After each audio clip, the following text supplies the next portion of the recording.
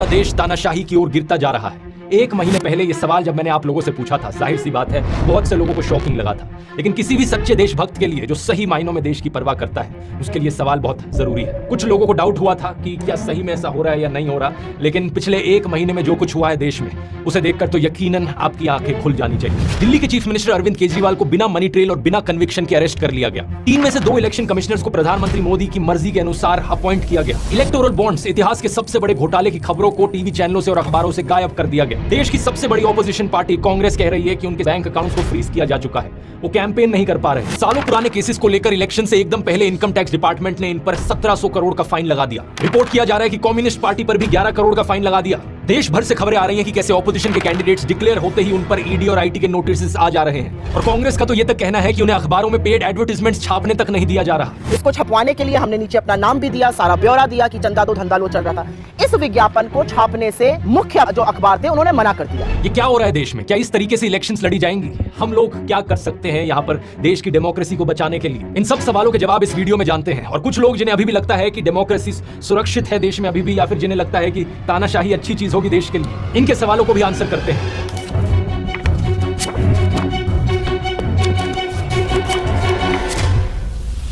Video शुरू केजरीवाल के arrest से। यह आजाद भारत के इतिहास में पहली बार है कि किसी सिटिंग चीफ मिनिस्टर को अरेस्ट किया गया हो, और वो भी तब जब कोर्ट में कोई गुनाह साबित तक नहीं हुआ।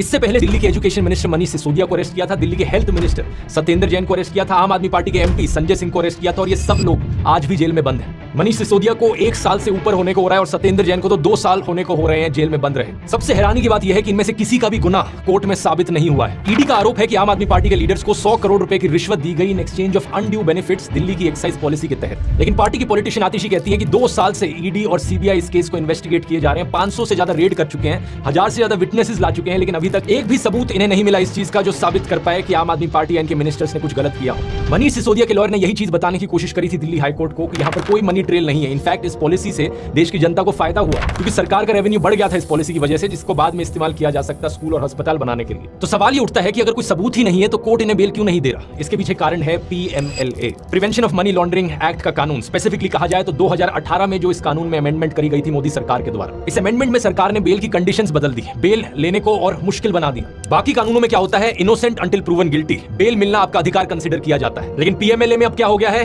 Guilty until proven innocent. आपको तब तक बेल नहीं मिलेगी जब तक आप अपने आप को इनोसेंट ना साबित करो। इसी 2018 की अमेंडमेंट में ईडी को और ताकत भी दे दी गई थी। इन चीजों को अरविंद केजरीवाल ने खुद भी एक्सप्लेन किया था अपनी अरेस्ट से पहले। ईडी के केसेस में जमानत क्यों नहीं मिल रही लोगों को? अब ये पूरा कानून इन्होंने ईडी में पलट दिया। अब इसमें हो गया you are guilty till proved innocent. इस कानून में इन्होंने ये लिखा है कि आपके ऊपर आरोप लगेगा, आपके ऊपर FIR होगी, झूठा सच्चा जो मर्जी आरोप लगा दें, आपको गिरफ्तार कर लिया जाएगा, और आपको बेल तब तक नहीं मिलेगी जब तक आपका मुकदमा पूरा नहीं हो जाता और आप इनोसेंट प्रूव नहीं हो जाते। लेकिन बात सिर्फ इतनी सिंपल नहीं है दोस्तों। अरविंद केजरीवाल के इस अरेस्ट के पीछे एक इलेक्टोरल बॉन्ड घोटाले का भी कनेक्शन है। कोर्ट में जो हियरिंग हुई उसके अनुसार अरविंद केजरीवाल को 4 लोगों की स्टेटमेंट्स के बल पर अरेस्ट किया ईडी ने। उनमें से एक इंसान है शरद चंद्र रेड्डी, जो कि ऑरबिंदो फार्मा कंपनी के हेड है। 9 नवंबर 2022 की बात है कि ईडी ने रेड्डी को बुलाया था पूछताछ के लिए इस एलिजिड लिकर स्कैम के केस में। उन्हें जो स्टेटमेंट दी उस दिन वो केजरीवाल के फेवर में थी, लेकिन अगले ही दिन 10 नवंबर 2022 को ईडी इन्हें अरेस्ट कर लेती है। इनके अरेस्ट होने के सिर्फ 5 दिन बाद इनकी कंपनी ऑरबिंदो फार्मा ने 5 करोड़ रुपए का चंदा डोनेट किया बीजेपी को इलेक्टोरल बॉन्ड्स के जरिए। ये चीज हम जानते हैं इलेक्टोरल बॉन्ड डेटा को देखकर। आप क्रोनोलॉजी समझ लीजिए। ये करीब 6 महीने तक जेल में रहते हैं। अरविंद केजरीवाल ने कोर्ट में कहा कि इन्होंने 9 अलग-अलग स्टेटमेंट्स दी इस 6 महीने के पीरियड में, जो कि सारी स्टेटमेंट्स केजरीवाल के फेवर में थी। उसकी अरेस्ट हुई, उसके बाद उसके 9 स्टेटमेंट्स हो गए। 9 स्टेटमेंट्स वो मेरे खिलाफ नहीं होता। उसके बाद 6 महीने उसको अरेस्ट करने के बाद 25 अप्रैल को वो टूट जाता है। लेकिन 25 अप्रैल 2023 को 6 महीने जेल में रहने के बाद अगली स्टेटमेंट जो देते हैं वो केजरीवाल के खिलाफ होती है। अगले ही महीने मई 2023 को ईडी इन्हें बेल दे देती है, और जून 2023 में ये ईडी के अप्रूवर बन जाते हैं इस केस में। और बेल मिलने के करीब 6 महीने बाद इनकी कंपनी 25 करोड़ रुपए की और डोनेशन करती है बीजेपी को। अब देख रहे हो दोस्तों किस लेवल का खेल खेला जा रहा है। इलेक्टोरल बॉन्ड्स का डेटा हमें बताता है कि टोटल में इनकी कंपनी ने 52 करोड़ रुपीस की बॉन्ड्स खरीदी थी, जिनमें से 2/3 करीब 34 करोड़ रुपीस बीजेपी के पास गई, 15 करोड़ BRS के पास और 2.5 करोड़ TDP के पास।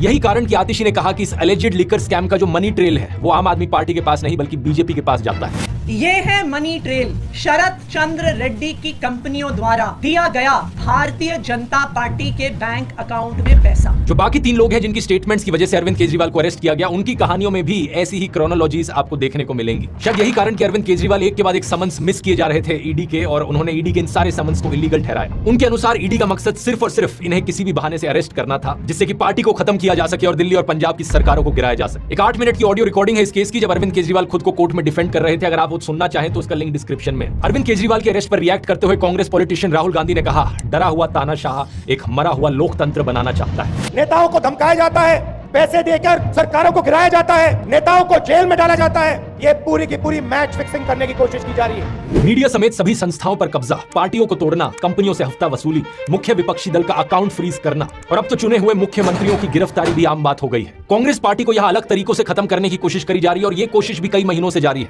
पिछले साल अगस्त के महीने में राहुल गांधी पर एक बहुत ही अजीबोगरीब डिफेमेशन केस किया गया, जिसके जरिए उन्हें डिस्क्वालीफाई करने की कोशिश करी गई थी। इस केस की मैंने डिटेल में इस वीडियो में बात करी थी, जिसमें सूरत के कोर्ट ने 2 साल की सजा सुनाई राहुल गांधी को। वो तो सुप्रीम कोर्ट ने इसे होने से रोक दिया, नहीं तो आज के दिन देश की 2 सबसे बड़ी ऑपोजिशन पार्टीज के टॉप लीडर्स जेल में होते हैं। लेकिन अब क्या किया जा रहा है? कांग्रेस का दावा है कि उनके बैंक अकाउंट्स को फ्रीज कर दिया गया है। इसके पीछे क्या कारण दिया जा रहा है? इनकम टैक्स डिपार्टमेंट का कहना है कि कांग्रेस ने अपने रिटर्न्स फाइल नहीं किए थे डेडलाइन के टाइम पर। इसके अलावा एक 31 साल पुराना केस कांग्रेस का खोला जा रहा है, 1993-1994 का। इनकम टैक्स डिपार्टमेंट का कहना है कि वहां पर कुछ हुआ था उस समय पर, अब हम उसका पीनल चार्जेस मांगते हैं। और 29 मार्च को आईटी डिपार्टमेंट ने 1700 करोड़ का नोटिस दिया कांग्रेस पार्टी को। और सेम दिन रिपोर्ट में आया कि कम्युनिस्ट पार्टी पर भी 11 करोड़ रुपए की पेनल्टी लगा दी आईटी डिपार्टमेंट ने। किस कारण से? क्योंकि उन्होंने पुराना पैन कार्ड यूज किया था। हर एक ऑपोजिशन पार्टी को इसी तरीके से टारगेट किया जा रहा है। इस ट्वीट को देखिए। टीएमसी पार्टी के कैंडिडेट साकेत गोखले ने लिखा कि पिछले 72 घंटे में इन्हें 11 अलग अलग इनकम टैक्स के नोटिस आ गए। कुछ तो 7-7 साल पहले के नोटिस हैं। क्या ऐसे होंगी देश में फ्री और फेयर इलेक्शंस? हालातों को देखकर इस फिल्म की याद आती है, द डिक्टेटर नाम की एक कॉमेडी फिल्म, जो कि एक सैटारिकल कहानी सुनाती है एक फिक्शनल डिक्टेटर की। रेस जीतने के लिए डिक्टेटर किसी भी हद तक जाने को तैयार है। आज जो भी ये सब हो रहा है देश में, इसकी खबर दुनिया भर में पहुंच रही है दोस्तों। पहले जर्मनी की तरफ से स्टेटमेंट आई, फिर अमेरिका ने स्टेटमेंट दी, और अब तो यूनाइटेड नेशंस भी कहने लग रहा है। वो उम्मीद करते हैं कि इंडिया में लोग फ्री और फेयर तरीके से वोट कर पाएंगे, सबके राइट्स को प्रोटेक्ट किया जाएगा। सरकार के इन कारनामों की वजह से दुनिया भर में भारत की रेपुटेशन नीचे गिर रही है। कुछ बीजेपी के पॉलिटिशियंस तो अब ओपनली कह रहे हैं, हम 400 से ज्यादा सीट लाना चाहते हैं ताकि हम देश का कॉन्स्टिट्यूशन बदल सके। इस खबर को देखो, 27 मार्च को शिवसेना ने अपने पॉलिटिशियन अमोल कीर्तिकर को कैंडिडेट घोषित किया। ये हुआ सुबह के 9 बजे, और सिर्फ 1 घंटे बाद 10 बजे इन्हें ईडी का नोटिस आ गया। अमोल कीर्तिकर जी जैसे उनका नाम घोषित हुआ, उनको ईडी का समन्स आया।